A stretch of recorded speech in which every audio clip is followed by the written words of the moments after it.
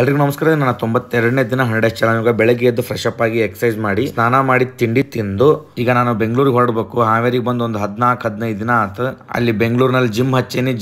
Gym ಆಗೈತಿ. ನನ್ನ ಪಾಡಿಗೆ ನಾನು ಆಗೇನಿ. ನಾನು ಹಾವೇರಿ ಬಿಟ್ಟಿದ್ದು ಬೆಳಗ್ಗೆ 11:30 ಬಿಟ್ಟಿದ್ದೆ.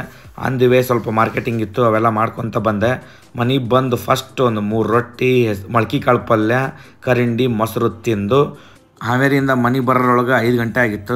ಮಿಡಲ್ ಮಾರ್ಕೆಟಿಂಗ್ ಎಲ್ಲ ಕೆಲಸಿದ್ವು, ಮಾಡ್ಕೊತ ಬಂದೆ. ಸೊ ಮನೆಗೆ ಬಂದವನ ಫಸ್ಟ್ 6 ಗಂಟೆ ಆಗಿತ್ತು. ಊಟ ಮಾಡಿದೆ. ಆಮೇಲೆ ಸ್ವಲ್ಪ ರೊಟ್ಟಿ ಗಿಟ್ಟಿ ಎಲ್ಲ ತಿಂದು ಸ್ವಲ್ಪ ಬೆಣ್ಣೆ ಅನ್ನ ಊಟ ಮಾಡಿದೆ. ಬೆಣ್ಣೆ ಅನ್ನ ಕರಿಂಡಿ. ಸೊ ಇದು 6 ಗಂಟೆ ಅಲ್ಲ, ಸ್ವಲ್ಪ ರೈಸ್ ತಿಂದು ಸುಮ್ಮನಾಗೇನಿ. ಇನ್ಮೇಲೆ ಈಗ ಸ್ವಲ್ಪ ಅವು ಇವು ತಿನ್ಕೊಂತ ಓಡಾಡ್ಬೇಕು. ಅಂದಿವೆ ಕಾರ್ನೊಳಗೆ ಬರ್ಬೇಕಾರೆ ಒಂದು 2 ಸೌತೆಕಾಯಿ ತಿಂದಿದ್ದೆ. ಈಗ 7 ಗಂಟೆ 7:30 ಆಗೈತಿ. ಸ್ವಲ್ಪ ಪಿಸ್ತಾ ತಿನ್ನಾಗ್ತಾನೆ.